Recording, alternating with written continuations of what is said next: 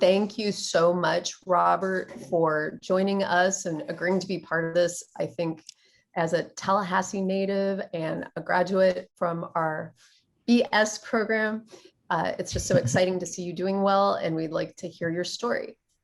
Thanks. Yeah, I can go ahead and get started. Thank you for having me, Carrie. It's good to see like a lot of the people I went to school with, Dylan, Matthew. You guys are awesome, and Bobby in the background there. And especially shout out to Liz, who pretty much okayed the name Peenpoon like for so many years ago, and I was just having doubts about what to do and what to call myself, and she just said, call yourself whatever you want, as long as you can stand behind it. So that's pretty awesome. And I will always thank you for that, Liz. Appreciate it. But yeah, we can get right into it. Pretty basic stuff. So I'm Robert Blake Peenpoon. I go to FSU. Went to FSU, graduated there a few years ago, and now I'm doing 3D artwork, commission artwork, freelance artwork, and doing NFTs as a way to support myself, and it's pretty awesome. My early interest in artwork all comes from one of the books I read, like Ender's Game, Da Vinci Code, Dune, lots of sci-fi, science fiction, fantasy, Halo 3, Spirited Away, and all of those influences, all that interest in animation, sci-fi worlds is all like basically informed everything about my artwork and my interests today. So it's nice kind of calling back to those times. And here's some more stuff that I was interested in early on, particularly 3D animations that just had a big impact on me, and just animations that had a big impact on me as well. And really, I think the most important thing about this slide is the fact that I was always interested in computers as a means to express myself. Honestly, because it's like was super accessible. Like being on the internet was a blessing for me. It's like really a privilege because there's so many opportunities, experiences, and ways to make money and express yourself that are out there kind of for free or for low cost if you know how to look. And I won't get too far into what it's like to be poor and own a computer, but there are a lot of softwares out there that you can use, and then eventually go and buy them or buy them at full price. But if you're just learning, starting out, there are many educational resources, educational pricing, all sorts of things that can help you out. Before I went to art school, I was not, I didn't always know that I wanted to be an artist. I just knew that I wanted to create something for a long time. I was doing computer science. I did hospitality and other things like that, but ultimately, ultimately what caused me to transition into being an artist was my own trauma and my own experiences as a young person.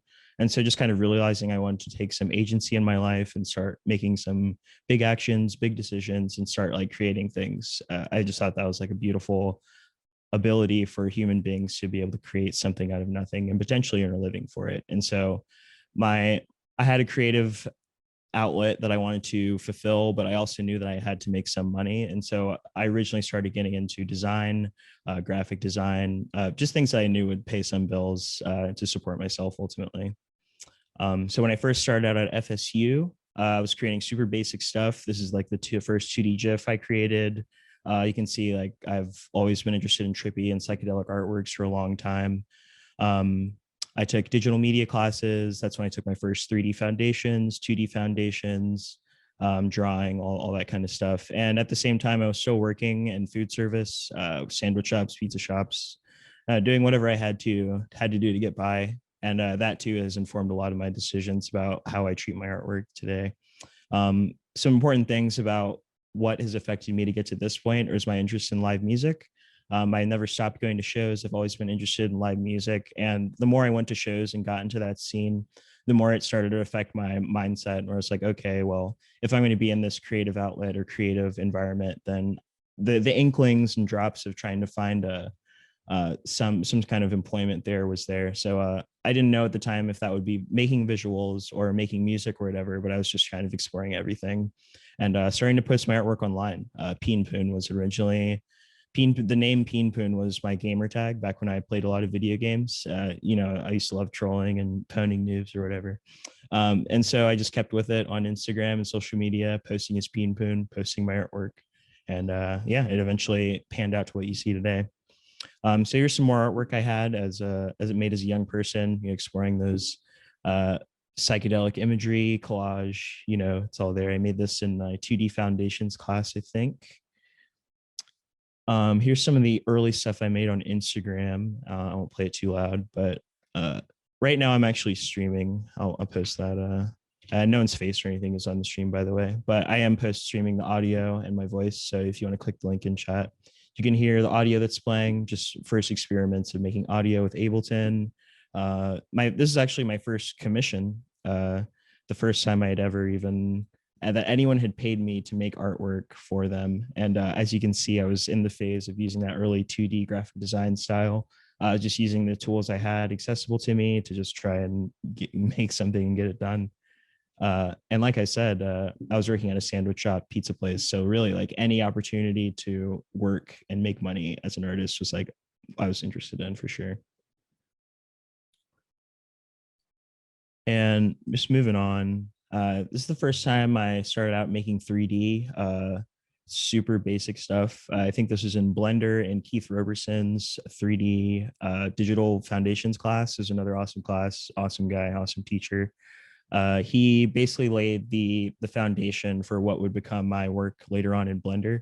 And as you can see, the work is very basic, but I was just experimenting. But just the idea of how to teach yourself and how to learn and explore and troubleshoot was really like the most important thing that I learned while I was there.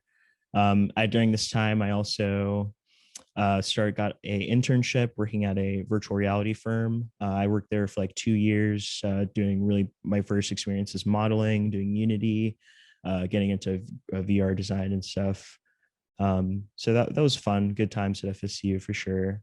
And then what really started changing my mind was going to music festivals. So Okeechobee 2016 was the very first music festival I ever went to. And just going there and seeing just so much art and so much focus around art and live music in a way that was financially sustainable was like a like mind-blowing moment for me. It was like when I knew that, oh, this is definitely the thing that I want to be a part of. All those different aspects of my life, being in live music, making music on my own, going to shows, had all kind of led me to have the experiences I did. And like, I'm not even going to lie to you and say that it was all like just inspiration. There was a lot of partying and having fun. And, it was only really when I got back from that experience that I realized like, oh, there's actually something to take home and reintegrate from this experience if I choose to. And so that's kind of what led me to start making more live visuals and seeing the live visual and music industry as like an actual option for a career. So I came back from that and started working on my first live projected visuals. You can see that the elements I'm reusing are like some 2D design stuff you saw a few slides ago. I'm using a basic open source software and a projector that I borrowed from the fine arts room, just to kind of do a proof of concept. And that's really all it was proof of concept. I'm like playing some music on Spotify from my phone right there. And yeah, you're just making basic music, making basic animations, continuing to explore. Let's get back one. All right. So around this time is when I got my first job working at a 9 to 5 at a quote unquote design firm. The pros and cons are very basic for me. Pros, it's nice having creative work. It's nice having that outlet. You don't have to do like have to make sandwiches or whatever. Or that's what I was thinking personally. It was not making sandwiches and not just working to like 4 a.m. spinning pizzas or something. Just crazy stuff, and also just having the resources and financial resources to continue doing my own artwork. Like you can't make art for free. You do have bills to pay and stuff like that. So I needed some way to continue to sustain myself. One of the cons, obviously, the reason I left was the low pay. We got into like a lot of disagreements about pay over the years that I worked. It never felt like I could earn enough for what I was doing. And at the same time, when you're working a 9 to 5, but also pursuing your own creative passion, you can start to feel undervalued in your 9 to 5 as your skills and other areas start to overlap and progress the areas that you've already developed in your 9 to 5. And I was really disappointed in that job because not only did they let me go during the pandemic, but it was because they didn't see the skills and value that I had been growing outside of the workplace. And like, that's all I'm going to get into it right there. But here's some of the cool stuff I did while I was there. Like I said, there's some pros: creative, flexible, lots of traveling. And this is like some pretty cool stuff to put on my portfolio. So like, this is like a recreation of a tree that's covered in rebar, clay painted. Then we have like sand. That's like a mixture of sand and glue on a base that we built. We packed, cut this thing, installed it all the way down south, not all the way, but down in Miami. This is like a real crocodile that is uh, donated from a collection of the museum. We create fake dioramas. What you see over here is actually a giant TV screen that's behind there that plays an animation.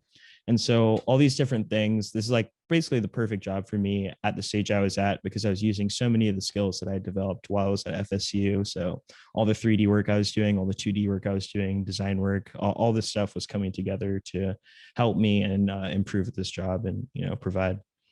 And so while I'm doing that, I'm starting to realize that Peenpoon is like definitely a thing that I want to continue to do. I'm like feeling more serious about it. I'm meeting people, making connections, making friends in the industry. And so I just started exploring different ways to support myself and support that creative endeavor. So making stickers, there's a skateboard I designed, pins, those were super popular when I was going to festivals. And here's some t-shirts I designed myself. So this is like just the start of me starting to like think of Peenpoon and my brand as an actual brand and start thinking of it as a business. Like this is when I start taking some of the money I've made working a 9 to 5, start reinvesting it back into my craft. And I'm just spending like so much time. I can't even express how much time I spent learning Blender and doing 3D work just whenever I could, like late night weekends, just not, anytime I wasn't working or I wasn't like, sleeping, basically, I was working on getting better at 3D animation. So it was definitely difficult, but it started to pay off. And so as I'm working on 3D animation, working on live visuals, doing all these things with the community and stuff, I start just exploring the other aspects of the industry, which for me, the opposite side of visuals is the music. So I actually went through and released my own album on Spotify just so I could have the experience of like uploading work independently, so I got understand how royalties work, so I can understand what it means to package a brand and promote and stuff like that.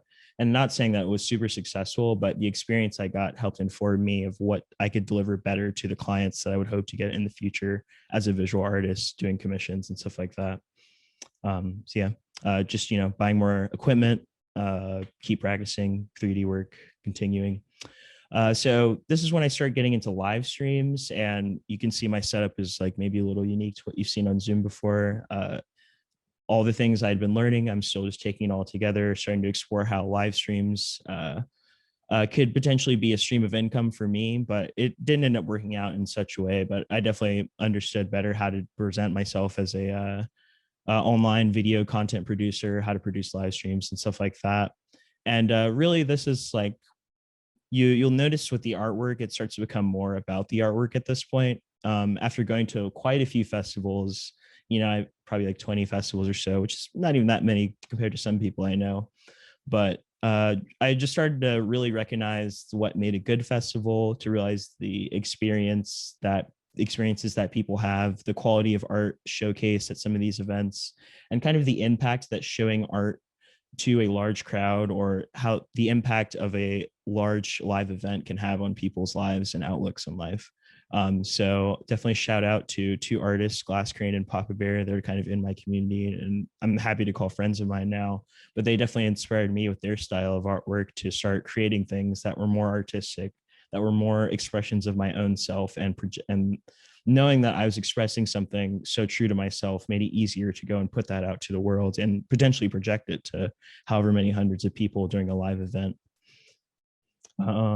This is just some of my other stuff on Instagram. I'm still posting pretty heavily. What I was doing was a goddess series, which I've kind of like laid off specifically calling it a series of goddesses, but that's definitely what I call them. Goddess 1, 2, 3, 4, 5, pretty much all the way up to 25 goddesses over the course of like a year and a half. And each one of those is animation with stills and stuff. So this is just some of those other works. This is like a demo reel of everything I made during like 2019, 2020. Just lots of different stuff. You can see kind of how I'm exploring different mediums, exploring different concepts. And I just love to reuse things, but also just show the evolution. I think that's one of the most important things, like being an artist, or at least personally, is showing the evolution of how I got from here to there. So yeah, you can see how the goddesses are starting to come out now. And I was really proud of this piece in particular. This is Goddess 10. And I ended up taking that piece all the way up to a New Year's Eve event for an artist that I won't mention, but I ended up, it was my first art installation that I drove about 10 hours for free just to get there. So my point among that is that point with that story is that opportunities are definitely everywhere. You should definitely pursue them, but be careful not to get exploited just for like free labor or like because someone says they'll give you exposure or something like that. You know, there's definitely some caution to be had there.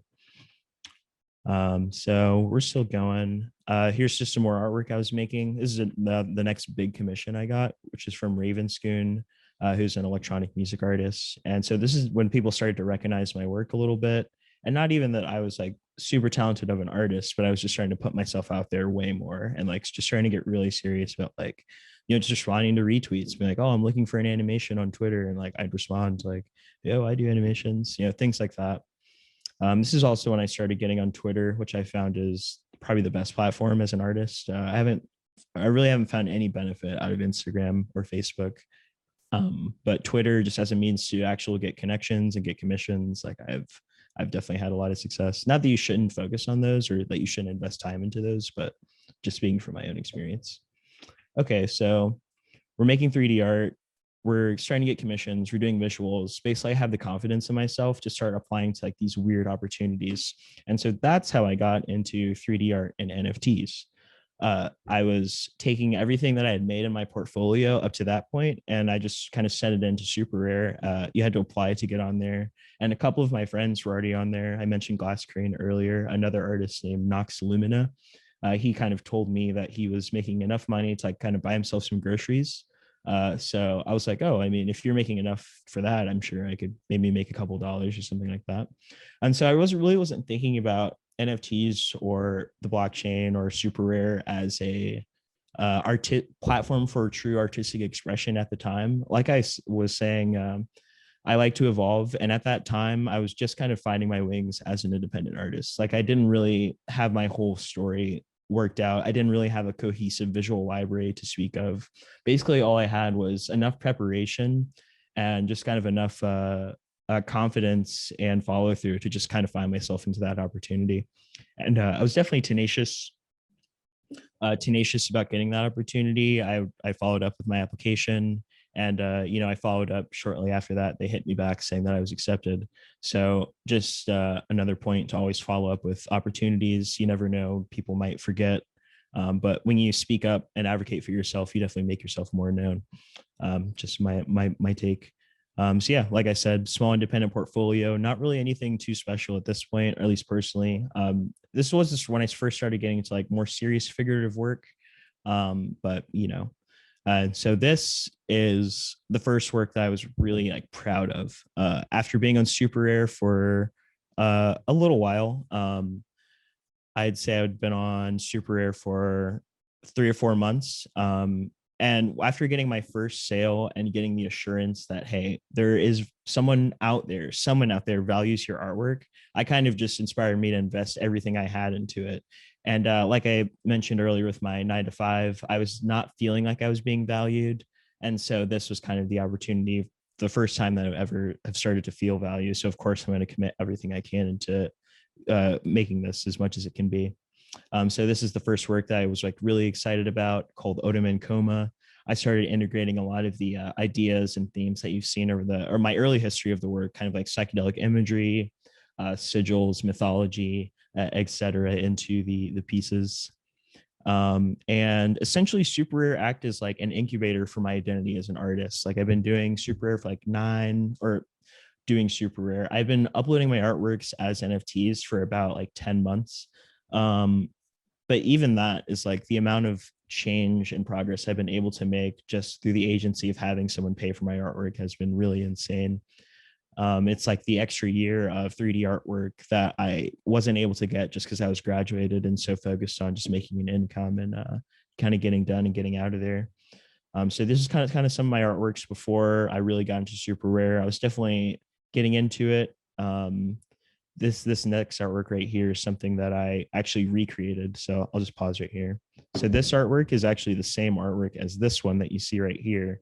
I just went back like 6 or 7 months later and just kind of redid it with some of the skills I had acquired, just to kind of as a challenge to myself and just kind of see where I was at.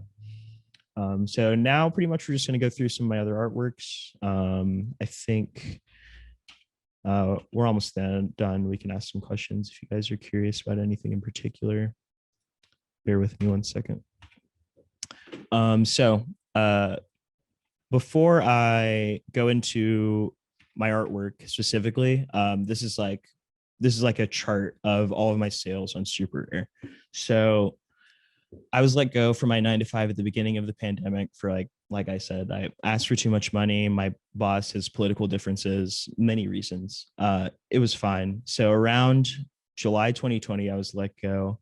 And then you can kind of see each sale I had after that. So a large cluster between October and November. So July, August, September, October. So about 4 months between my first sale and my next sale. And this entire time, I'm just like, I'm just working. I'm just working on my own artwork, trying to make the best work that I can until I got my next sale in October. And you can see how the market kind of seems to go in similar patterns. Obviously, I don't have a bunch of data, but pretty much big gaps of nothing, then little pops. And that's basically how it's gone for me as an independent NFT artist. Some big sales every once in a while, but in the meantime, I'm just working and kind of doing my thing. So now we'll talk a little bit about my process. And the information I show on screen is related to the last work I've created. Obviously, we all know what's going on with police brutality in America. I can personally speak on the experience of a Black person because I am Black. And so I'm kind of trying to bring those experiences into the 3D art and NFT world, which at times is mostly white for sure, especially when you're participating in an international art experience or an international art community. It's kind of hard to express your own individual outlooks and your own individual experiences in a way that everyone can understand.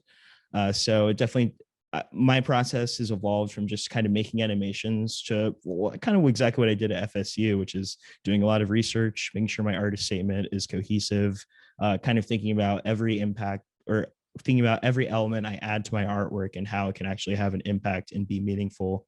And also thinking about how it could possibly be misconstrued, because if there's a very specific message that I have, I don't really want to mint that permanently and have it exist forever on a blockchain as kind of my own personal statement.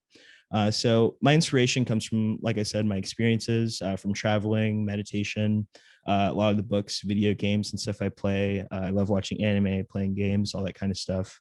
And I actually keep a list of ideas whenever I feel uninspired. And I honestly think there's a difference between trying to make like an exercise piece and then making a piece that you want to present in a gallery. So for some works, I definitely go hard in the research, like really planning every single aspect of it out. But sometimes when I'm feeling uninspired, but I know that I just need to create just to keep my muscles strong, I'll just like pick out one of those weird ideas. Sometimes it's like a 2-word phrase. Sometimes it's like literally an image. Sometimes it's just literally whatever, just to kind of keep the muscles strong. And even if it's a bad idea, I think it's better to create every day and create regularly than it is to let that muscle weaken.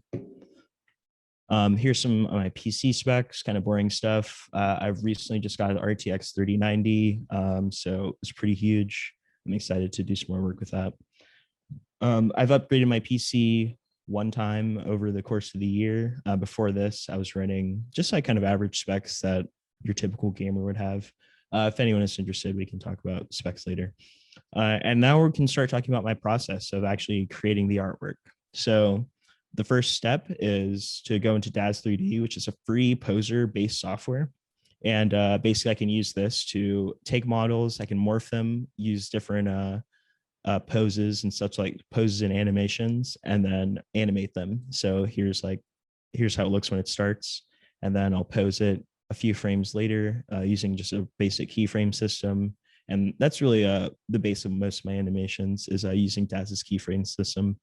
And I'll start explaining some other software later, but that's not too important right now. The important thing to know is that DAZ is free. You can start using it right now, and it's just really convenient, especially to use as a base if you're just exploring. The next step is to go into Blender, and Blender is my primary tool that I will always use and probably always go back to, even stubbornly at times. But Blender is used for composition and animation. I ultimately use it to texture and render and do pretty much everything in there. But for as far as creating a fine artwork or creating an artwork that I believe will have a message, it's going to DAZ, taking a model, posing it, and then I drop it in Blender so I can kind of get just an idea for the piece and start kind of sketching out ideas, doing just loose iterative things like that. So this is the start of the idea. The idea was that my character would be floating in the middle of a room, and I wanted it to kind of look like in my studio, and that's basically all we have at that point. Then we go back and do sketches. So here on the left, we see a sketch I did using Procreate, just kind of over the like a really basic render. So I've gone from DAZ, taken the model, put it into Blender, then I kind of render one image that I think I'll like, bring it back out and just sketch over that so I can get some more loose, like, I think it's a different process to iterate via sketch or iterate via organic means versus iterating specifically through the computer. And so that's just kind of why I do that, because it feels different. It's a little more casual. I can kind of like sketch in bed, get some of those weird ideas out, and it's easier to go back and edit and correct as well. So here's the final product. You can see how I kind of, obviously my writing is dog shit. You cannot tell what I'm actually writing. But what I have here are some notes about the window. Basically, I wanted to put in some rain streaks or some kind of cracks on the window. I wanted to put in tech, which means this tech window, which is this texture in the back. I wanted to define ETH, which this is the Ethereum symbol, and I just wanted to kind of define that on this right image. You can see how I got the idea for the chains, how I got the idea for the roses and flowers I later put in. So just kind of sketching to add ideas a little bit quicker. And here's another one. This is my most recent work that I've done. And you can see how I took this one, rendered it out, put it in Procreate, and I just started iterating on top of that. So the blue guys are the cops. You can see how I added little things for my studio, my chair, and the eyes were originally supposed to be this goddess, so I've totally deviated from that original sketch, which is fine, just a part of the process.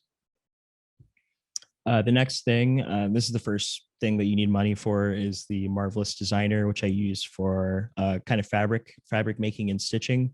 I think it's a really powerful software, actually, that does have a free trial as well as a student license, educational license, you know what I'm saying?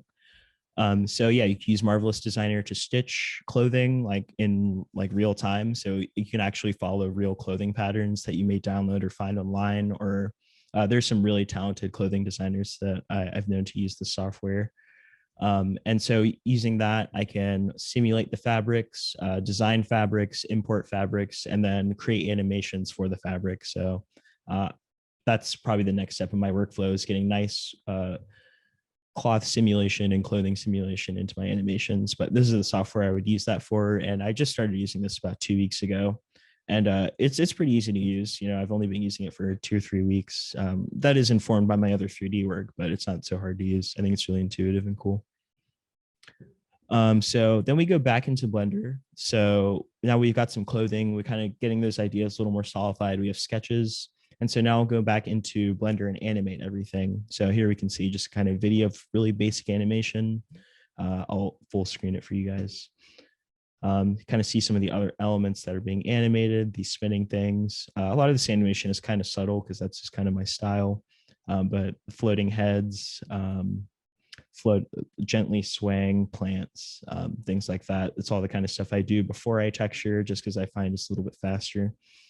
This is when I add any other kind of like trippy effect, spinning weird stuff, you know. After that, we go back into Blender. So we're still in Blender animating. The step after that is to texture. And I like Blender and Octane specifically because it is node-based. Node-based meaning you just connect different nodes together, and each of those nodes is like its own little math function. And so by combining these math functions with images, you can get different results for textures, etc. So yeah, this is what it looks like before I texture it. And then I throw texture on, add lighting, I do camera angles if I want to explore some like novel thing like that. Yeah, as you can see, the work looks way different than it does when textured than it does when animated in gray. And I think this is like the most impactful step because it really starts to tell the story if you pull it off correctly. After we are done animated, mostly done texturing, mostly have an idea of how the piece is going to end up, I'll usually render something out just for a preview, and then I'll go into Ableton Live. And so this is how I, implement my music education from way back into my current work. Is I have a pretty good grasp on my 12 scales and music theory and stuff like that. So I'll just whip up a quick track. For this piece, I haven't done the audio yet. This is the first time I'm working with another audio artist, which is interesting, but I'll talk about that later maybe. But normally I would just do some quick audio design. So adding like computer boops, adding in rain sounds, wind sounds. I would get some like cop sirens, walkie-talkie sounds, and then doing like really basic droning noises, kind of ambient, chill, like kind of music. Really similar to the stuff I used to release on Spotify and SoundCloud, just kind of like the spiritual successor to that.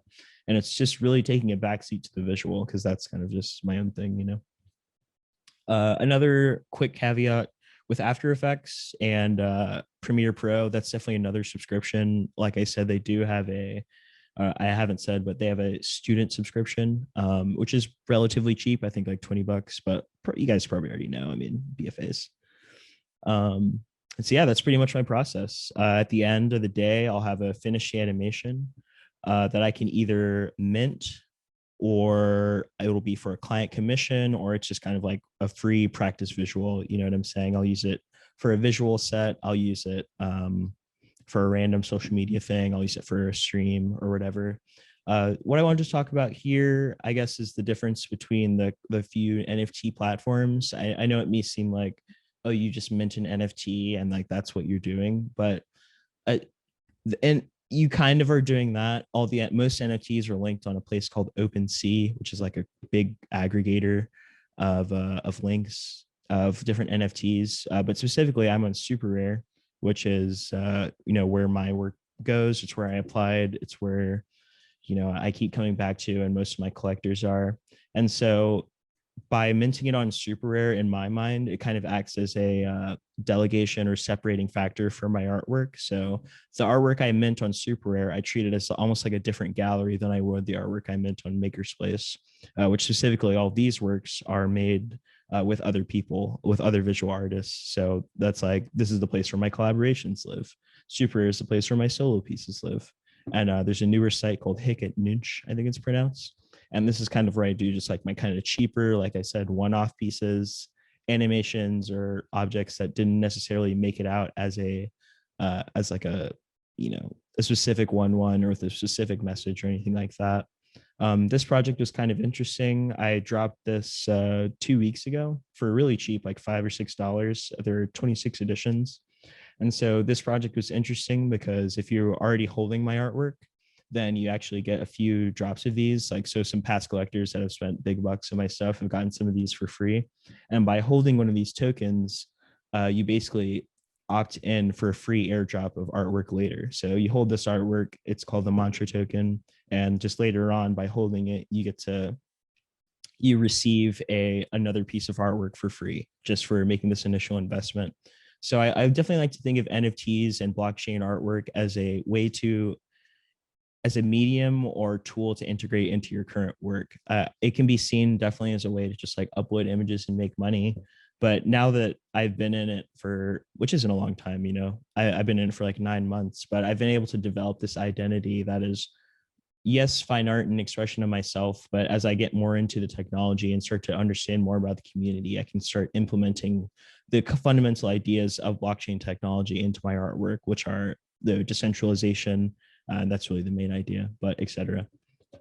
So jumping right back, or I could do commissions and contracts, which are way more reliable. You're not just kind of waiting on someone's goodwill or someone to connect with your artwork, but it involves lots of changes, lots of contracts. Kind of like it can be stressful for sure.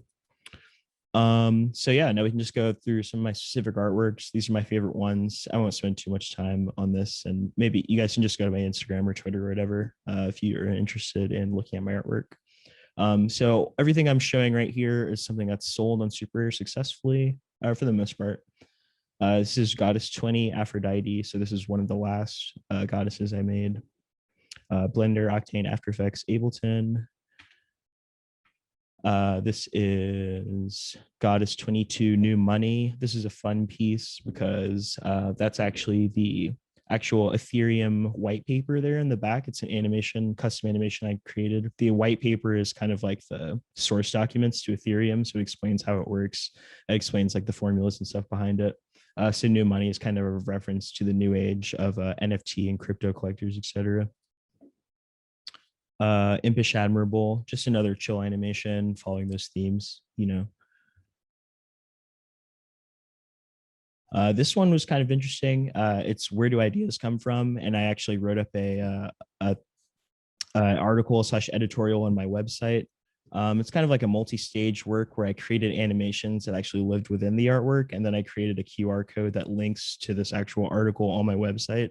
So it kind of all exists in this like circular, circular meta relationship or whatever.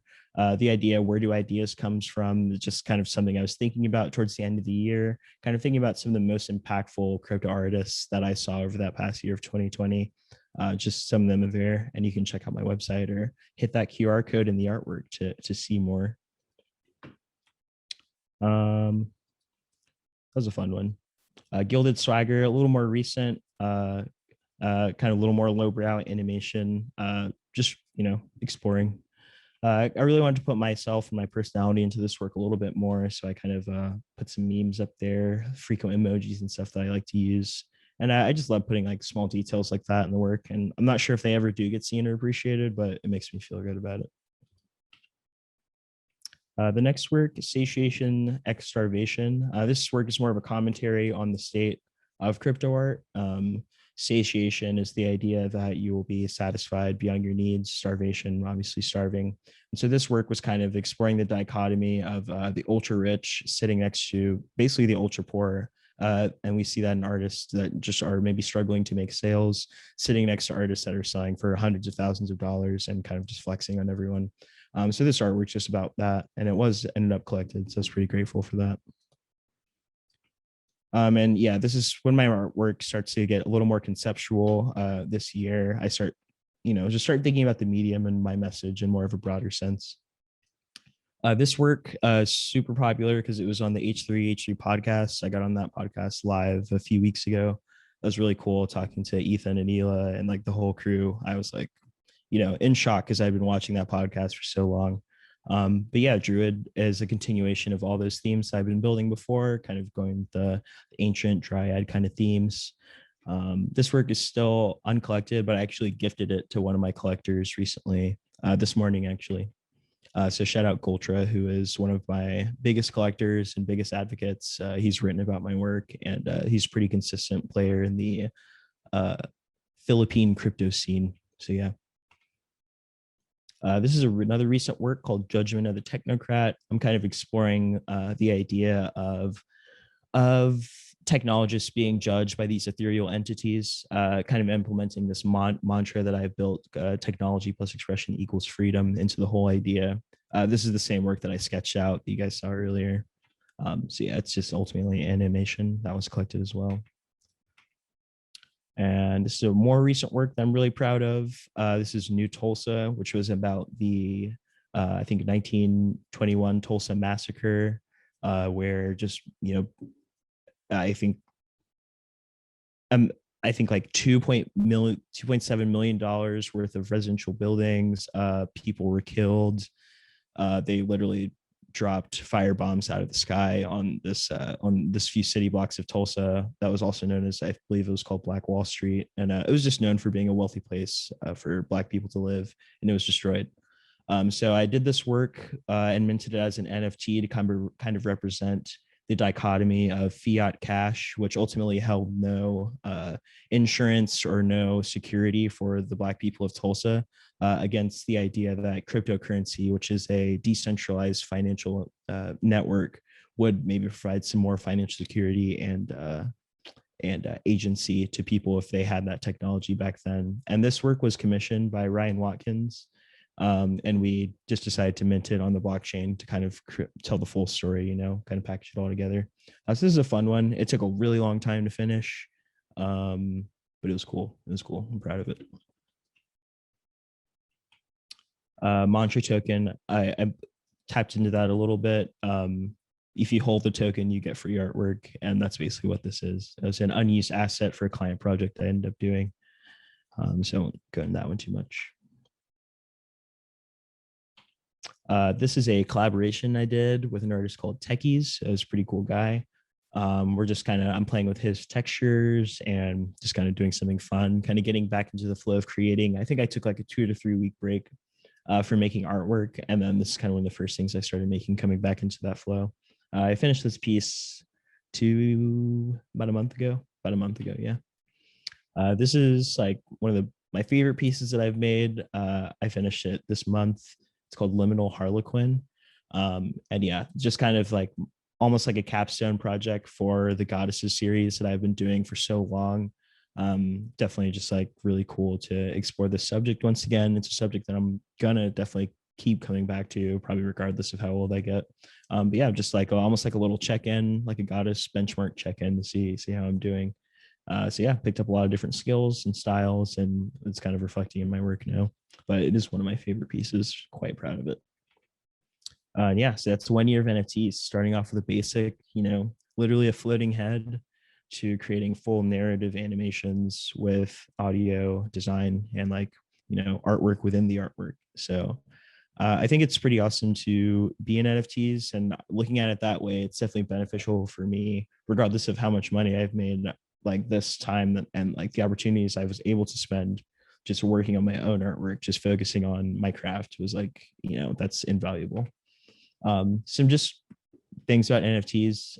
It's probably the ideal situation for artists who want to make income from exactly what you create as an individual. So if you feel like you want to make money from literally only the pure expression of your own artwork, and you feel like you already have a cohesive branding package, you feel like you have the story to tell, you've told your story before, you're excited to tell your story, then this is definitely something that's more for you. It's really stressful to depend on sales as your primary means of income. Just as, like I said, I'm just kind of waiting on someone to connect with my artwork and just like hoping, which is, it's just different than working a 9 to 5 and just knowing that you get a paycheck every week. So something to be aware of. And it also takes a long time to like build up sales sometimes. Like it's not always like a instant pop off, especially if you aren't an established artist. Like I've seen definitely a lot of artists come in, and myself included, being like, oh, like I deserve more money. And it's not that you don't even deserve to be valued what you think you should be valued. It's just that you're comparing yourself to someone with an entire social media marketing team who's been working for 15 years, who has many connections in the industry. So, comparison is the thief of joy. You have to stay patient, and it's not going to happen overnight. And a lot of the overnight success you've seen has been in the making for several years. I'm sure you guys have heard that before. And yeah, it's important to just keep adapting to weird marketplaces and stay open to like seemingly novel opportunities. I've applied to like almost every crypto platform, and I've definitely gotten in just because I knew that if I was persistent enough and got in before it got too chaotic, then I really wouldn't have to worry about trying to get in when it got too big. So that was kind of my mindset in a lot of these other crypto platforms, which I haven't even dropped work on, but I think I'm on like 5 or 6. Yeah, it's kind of like my mindset. And I think we're pretty much done. I've been spouting off about myself for quite a while. Yeah, I think that's pretty much it. So yeah, that's me in a nutshell. 3D artist, going from FSU, working sandwich shops, to doing 3D art and NFTs. Now I'm moving from Tallahassee, Florida, where I've lived my whole life, off to Seattle, Washington here over the summer. So yeah, if anyone has any questions, I could definitely go through Zoom, or I can mute myself. Thank you. I can mute myself. I have questions. Yeah, for sure.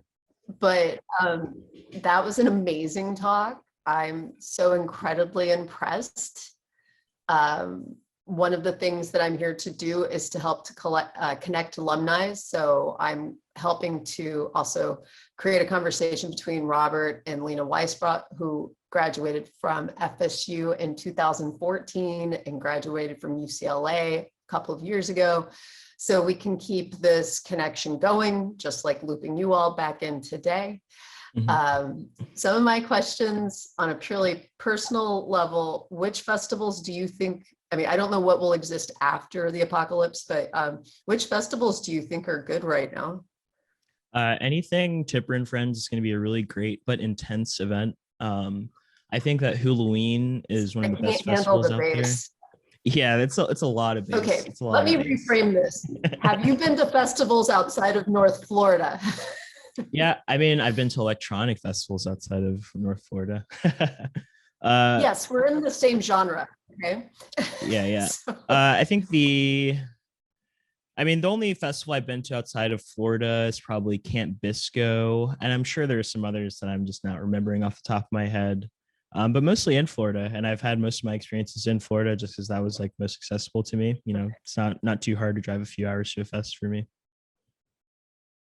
no, but going to 20 festivals in Florida meant you were really applying yourself. So, Yeah, um, yeah. uh, what, it'll be interesting what I'd like to check back on this in a few years and see if you've been to some more festivals nationally and what your opinions are. I've been to most of the festivals in Florida.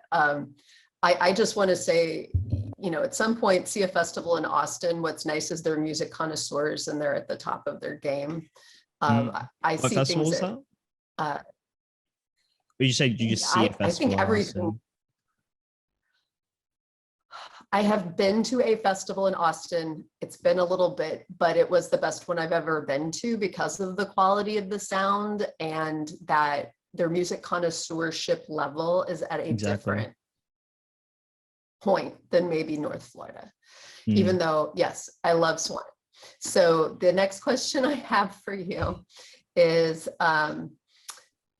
you know, what is a big sale for you as an NFT right now? Probably a big sale for me would be like 3 or 4 ETH, which it always fluctuates, but ETH is about 2200 dollars today. So that would be like 8 to 10,000 dollars would be a big sale. The reason I say, I mean, I acknowledge anything over a few $100 is a big sale. But the reason that I'm so particular about it is because I've already kind of established a certain price level for my artwork. And so if I were to dip below that price level, then the value of the artwork that's already been collected by my other collectors would go down, which creates less of an incentive for a resale market. Are you concerned with how the market for this currency may go down and what that would do to the perceived value of your collective work? I have enough confidence in my own artwork and my own presence as an artist that I don't think my value would go down. If ETH were to collapse and go to $5 tomorrow, I would just price my work to be like 1,000 ETH or something, you know. So I So you whether would just, that correct. yeah, I would just adjust. But if it's sold at 1,000 ETH, I also I wouldn't sell for 500 ETH a few days later, if that makes sense. Even if the price of ETH went back up. So it's a weird one when you're tying your value to a currency that's so nebulous as Ethereum or any other cryptocurrency. Thank you, because artists that I'm friends with, some former students, master's degree students who are in New York, you know, they're concerned with the perceived value of your work and attaching yourself to something that might be worthless at some point after being valued. So I think your answer was excellent. Any other questions? Does anybody want to unmute or put a question in chat?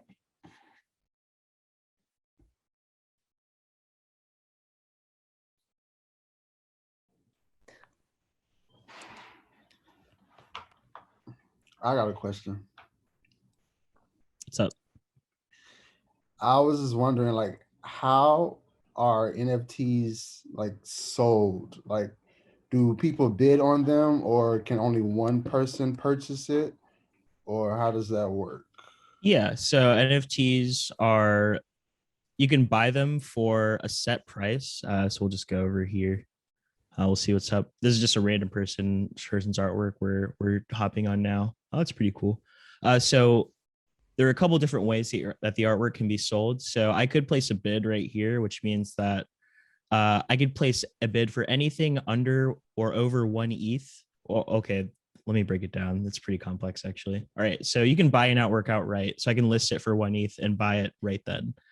This person right here with this piece, they've set a reserve of 1 ETH, which means that I can bid under it. I can bid under that amount. So for example, I could put 0.5 ETH and they don't have to accept it. It's an option to accept. If they see that bid and they want to accept, they can, but their reserve is 1 ETH, which prevents their work automatically being swolled or swiped up while they're sleeping for less than 1 ETH, if that makes sense. If I place a bid over 1 ETH, that starts a 24-hour countdown where anyone else can come in and bid on top of me. Or if the 24 hours goes without any other bids, then I win the artwork. And I think that's pretty much, those are the major ways. So by auction, by bid, and sometimes if you place a bid, someone will DM you or you'll DM them to talk, or just outright by listing a price. Mm-hmm.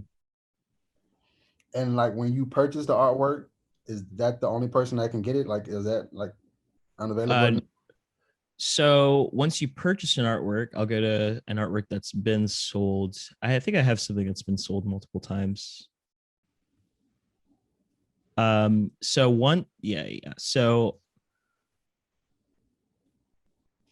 maybe I don't have an example. Once you buy an artwork, I can then list it on my own. So let's say someone, I'm just kind of, give me 1 second. I'll see if I can find anything. I feel like I should be able to. Whatever. So once this person buys an artwork, this is Goltra, who I mentioned earlier. Basically, they have that artwork in their wallet and someone else can come in and buy that artwork from them based on how much they've listed it for, if that makes sense. So it's still my artwork. My name is still tied to it, but Goldtree is the current owner of the artwork. It's not one permanent owner. It's the current owner of the artwork. So there can be, there's only one owner at a time, but someone else can come in. I mean, I can make an offer on my own artwork and attempt to buy it back from him if I wanted to, if that makes sense.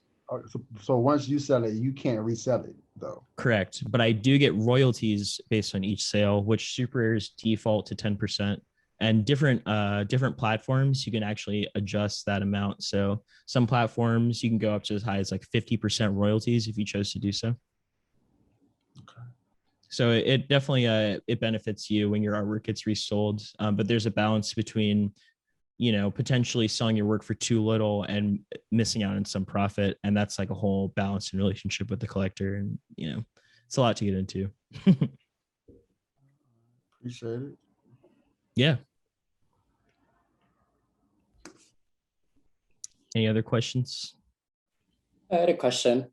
Hey, Bobby. I was wondering if you had any kind of predictions about like how these spaces could become more accessible to like a more mainstream audience in the near future. I think the first steps to mainstream approval are like more celebrities, more like, I mean, when we talk about mainstream, that's what it means to be mainstream, is to get large corporations behind it that can market your product to a mass audience. So I think we're definitely headed down there. I think Paris Hilton just made an NFT. She just did a Nifty Gateway drop. I think another important factor will be the ability to pay with USD, although that's kind of at odds with the idea of blockchain and cryptocurrency. But I think that will be a huge way to onboard more people. And there's a website called Bitski, and you can buy and sell with USD right there.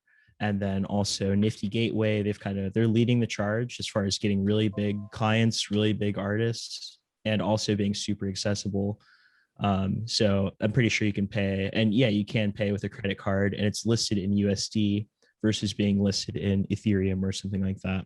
So I think that's like the start, is USD, popular people, like your favorite artists. And once people start seeing some actual functionality, like I saw this really cool thing, NFT chain.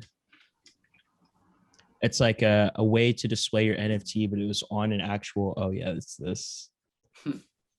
So like stuff like this, where it's like, okay, now there's actual technology, there's actual use cases for NFTs. Like it's cool to flex this super expensive thing, So I think that, we'll start seeing more stuff like this and it'll get more popular. I think if anyone puts out a really cheap digital frame, it'll be super great, super accessible. Yeah.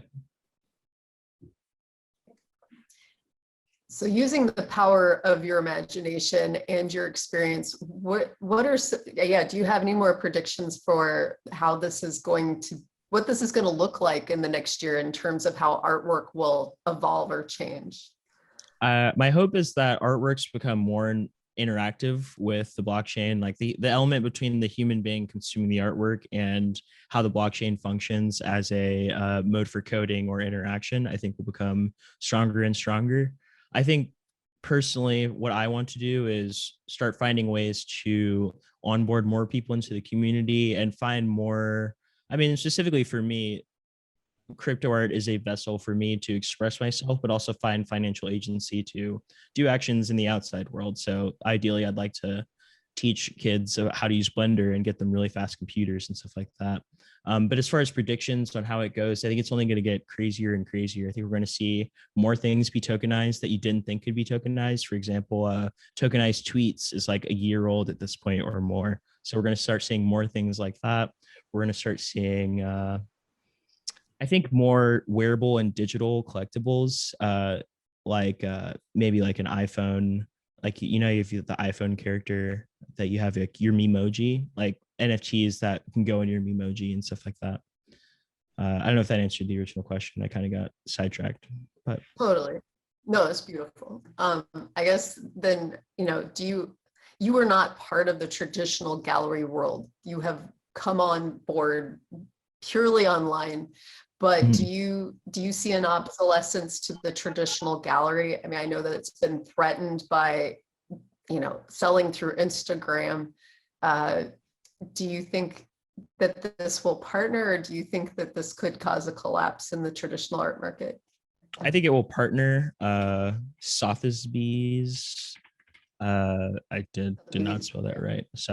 Sotheby's has gotten into NFTs now. I'm not sure exactly who it was off the top of my head. Beeple is Beeple. Okay. Yeah. Sotheby's and Beeple. So I think just like that. So Beeple, I don't know if you guys know Beeple, but he's a really big 3D artist who makes artwork every day. Biggest NFT sale in history, I think, or something like that. But I think that exactly what we see there is going to continue to happen, where physical galleries will find a way to elevate their physical artists even further with the help of digital technology and NFTs. I don't think that physical galleries will go away by any means, because people do still want to meet up. I mean, people like to talk to each other and be in person and experience things firsthand. And so I think really it's just going to be about physical galleries updating their technology a little bit to probably just like a few more TV screens to display digital art. But I think it's going to go hand in hand, especially when you think about verification of artwork for the future. So for example, if I paint a physical painting and embed an NFT like you would a microchip on a dog that proves its authenticity in 100 years in the future, then like that has an advantage. And things like that. You know, there's a lot of novel applications, I believe. Yeah. Fantastic. Thank you. Yeah, no problem. Any more questions for Robert? Yeah, I could talk about my work, talk about NFTs. If you want to know, like, oh, is my art valid in an NFT? The answer is yes, first of all. So I guess that's that answer. Yeah, anything. Robert, what about your relationships? It sounds like you're building relationships with collectors. And that was one of my first initial questions was, is there a relationship? Do you even know who's buying your art? But it sounds like the answer to that is yes. Okay. Sometimes do you feel like do. That's an important piece to selling your work? Yes, I think when Carrie talks about will your artwork stand if the Ethereum market collapses, I think that's like one of the biggest answers to that question, where it's like if you're making connections with people that genuinely see value in your artwork, and those people are definitely very hard to come by in the modern age. Like, yes, you'll have friends and people that support you always, but to meet someone that's saying, hey, I see your vision, I'm willing to invest a sum of money into that vision, is like incredibly valuable. And so I'll say that I've had 23 sales, and I don't know every collector that I have, but I wish I did know each one personally. And I have let go some artworks just because I needed some money to make some sales. And it's not saying so much that I regret it, but it's always a a question in my mind. It's like, oh, who is this person? What are their intentions with my artwork? Do they see my artwork at a specific value? Things like that. So yeah, I think there is a huge advantage in knowing your collector and forming a personal relationship. I mean, this person just bought your artwork. Like, you should probably know what they're about. I'm sure they're interested in knowing what you're about if they're willing to invest in you as well. So yeah, I'd say I got to work on that too. I'm not the best at even managing deep interpersonal relationships, especially on social media. It was a lot easier in person, going to festivals, regularly meeting up with people. But when you involve a lot of money, things definitely become like an ego competition at certain times, and just it's really hard to fully express yourself and put all the nuance of human expression and conversation onto a Twitter post. And Twitter is the primary modes by which we operate in the NFT space. It's like almost all you're tweeting out your art, you're tweet replying, you're DMing people. And that's kind of how we built, not we, but I mean, yes, including me, but how this space seems to have been built, Yeah. I want to thank you so much for coming. It's not the end of the questions per se, but I have to run. I have to go have something notarized before 5. This to me was 10 out of 10. One of the best visiting artist talks we've ever had across media, across platforms, not just alumni. This was awesome. So thank you so much for sharing your knowledge, and know that, I'm comforted by knowing that I can direct students to this for time to come. I will be sending this to others and reposting it. So thank you so much for being here. Thank you, Carrie. It's good to talk to you. Thanks for having me on. Appreciate it. Thank you. All right. Thank you. Thank you, Robert. So if other people have questions, Robert, I don't know how long you have.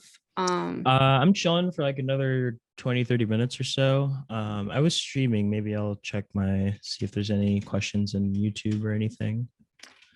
Got me for a little longer. Okay.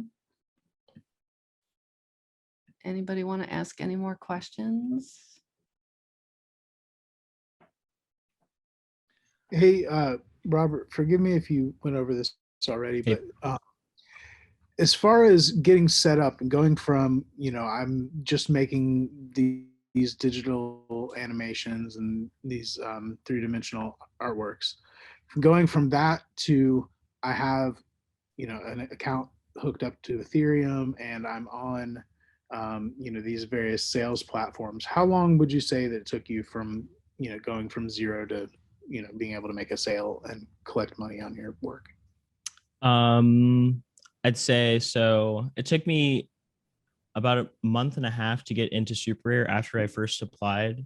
It took about a week or so to get onboarded onto the platform. But I'd say if you're trying to get into it right now, I'll say it took me about a month and a half to get my first sale and get money in my pocket from uploading the artwork. And that was like a year ago, back when the market was pretty dead and there weren't many people on it. What I want to show you guys now is like our emerging markets. So a lot of the primary issue between NFTs in the mainstream seems to be like environmental issues. So in response, there are a lot of environmentally friendly green NFT platforms that are popping up. Like I've said, the Mantra token was released on this platform.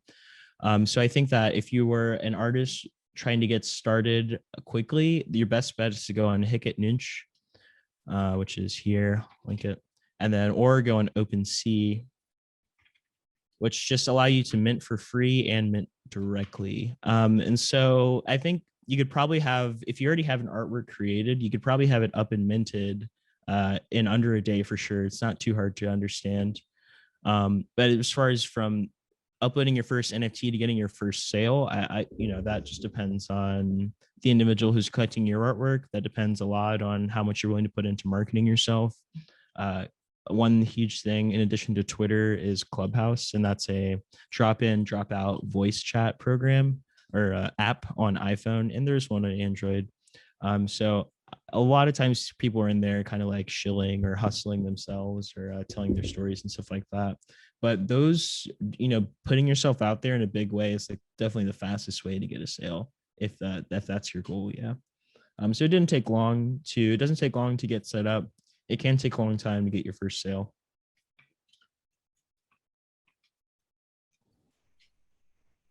Great. Yeah. Thank you. Mm-hmm. You're welcome. I don't know if you'll know the answer to this, but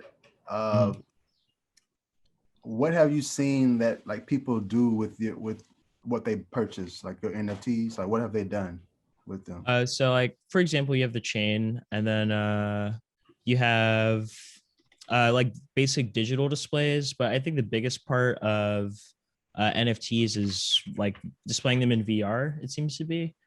So there are a few different things, apps, metaverses, I guess you'd call them. And a lot of people will call it a metaverse, these different virtual worlds.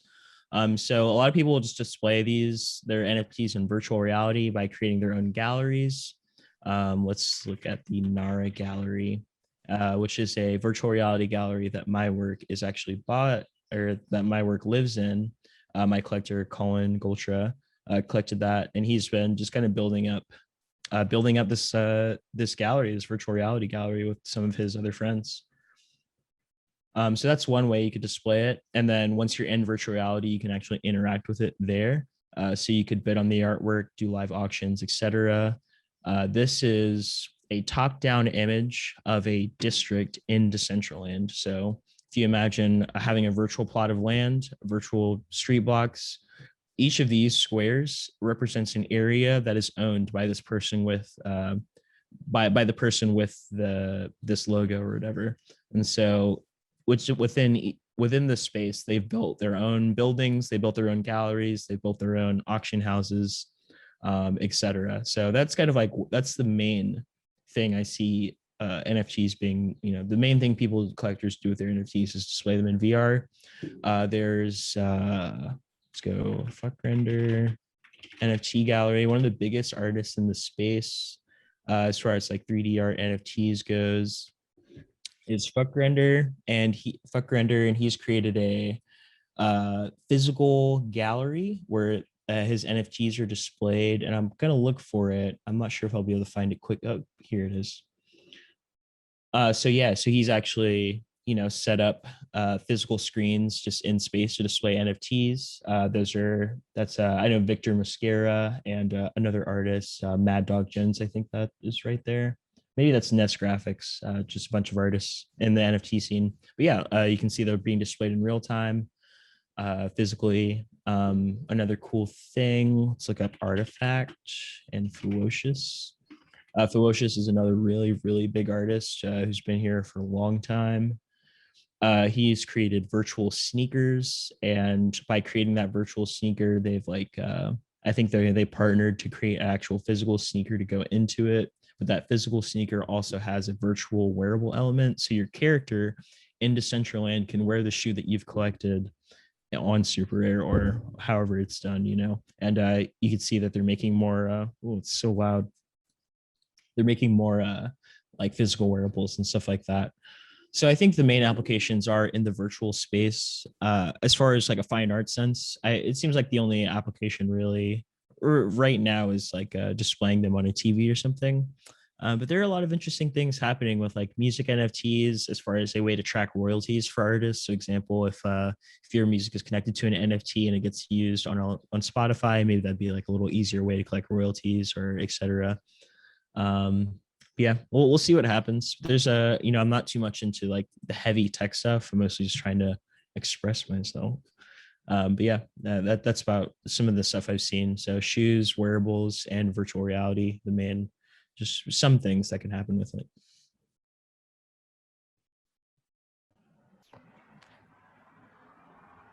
Yeah. Thank you. Mm-hmm.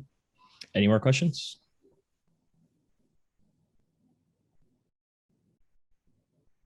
No? You have any on your end, Robert? I'm wondering kind of what you guys think of NFTs from the outside looking in as like artists about to graduate and like hit the world. What do you guys think? Is this something that you're interested in? Does it seem overwhelming? Would love to know. Yes and yes. True. I'm wondering about those that maybe do more traditional things like painting, working with traditional materials and looking at the digital aspect and maybe thinking, is there a place for me in this world, or do I have to completely go digital with my work? Yeah, I'll go ahead and highlight a cool 2D artist. Now, I'm not sure if she is specifically doing physical artwork, but this is at least 2D artist that I've really enjoy, and she's been advocating a lot in the space for 2D physical artists. Her name's Sophie Sturdivant, and her partner Art Sometimes is also really prolific in the space. But yeah, okay. I think this is hand drawn. It looks hand drawn to me. But yeah, she's like pretty prominent in the space. Lots of great takes. Great person and artist. Just as one example.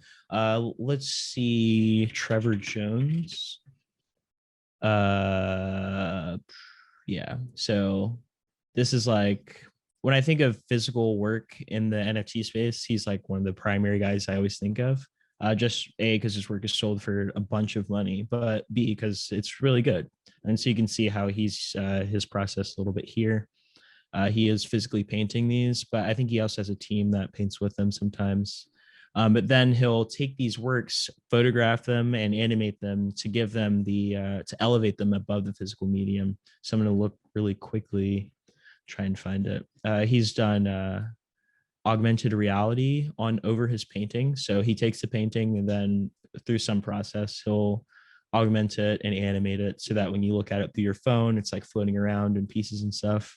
And then I think he also sends original canvases or prints. Don't quote me on that, but he might send original canvases or prints to his collectors, just as like a thank you and as a, to just go along with the artwork. And like I said, that could maybe be an issue only if your collector is someone who prefers to remain anonymous, or if your artwork transfers hands many times, it's going to be a little bit harder to keep track. Or, how do you get someone who to just on their goodwill send over this original one-of-one Trevor Jones painting, etc. But that's just one application of it. I think they're the major players. So it's definitely spaced out there for you. When you think about it, yes, you'll probably be scanning or taking a picture of your painting and uploading it as an NFT, but maybe there's something different that you could do that I just haven't thought of yet. Yeah, but there's space for you. All art is valid. I think just 3D art, when I started, was really popular, and it's becoming a little less popular now. I'm definitely noticing more figurative, expressive work popping up, which, is a great thing. So I think everyone has space, everyone has opportunity, and it really only takes one person to see value in your artwork if you view it that way, So food for thought.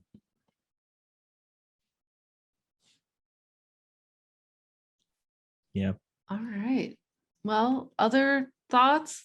Any last thoughts or questions or?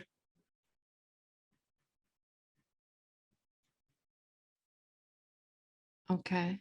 Thank you for that. It was awesome. Really, really Yes. good. You're welcome. Happy to see you. Happy to talk. Yes. Thank you so much, Robert. This was amazing. So much great information. Have to do some digging now, a deep dive on this, but this is such a fascinating world to get into, and it seems so accessible, even for someone just starting out. So thank you for opening our eyes to this whole thing. This is amazing. And Yeah, congratulations on your success. Thank you. We're still hopefully still on the upward journey of success, but I really appreciate the kind words and talking to you don't guys. doubt it. I don't doubt it. And just listening to you talk about not only your art process, but also it seems like you have a really great business mind as well. And we didn't really get into that, but this, that's a whole other thing, right? The business part of it. Yeah, I think that's one of the main reasons I was able to get this far is because I was thinking about my artwork from a business for a really long time. Like I had no illusions or fantasies about how hard or difficult some of the business side of things were going to be. And like when I say treat your art like a business, it's not even necessarily like demanding a lot of money for your artwork or something. It's just like knowing that, oh, I have to invest money into my tools. Like, oh, I have to market myself. Oh, there's just certain things that have to be done to be successful. But it's not that bad, you know, once you start doing it and get into the habit. Yeah, it can get tiring at times, but ultimately worth it, I think. But yeah. Thank you so much for having me, Liz, and good to see everybody. If you have questions, I'm the moderator on the r/cryptoart subreddit. So just hop in there, ask some questions. There's a bunch of information in the sidebar and stuff like that too. So yeah, I think I'm about to head out and dip. But yeah, hit me up on social media or any questions and stuff. I'll try to get back to you as soon as I can, for sure. Fantastic. Thank you so much, Robert. This is such a pleasure. It's a pleasure being here. Thank you all for being here. Thank you for joining us. Y'all have a great summer, great life. Keep making art.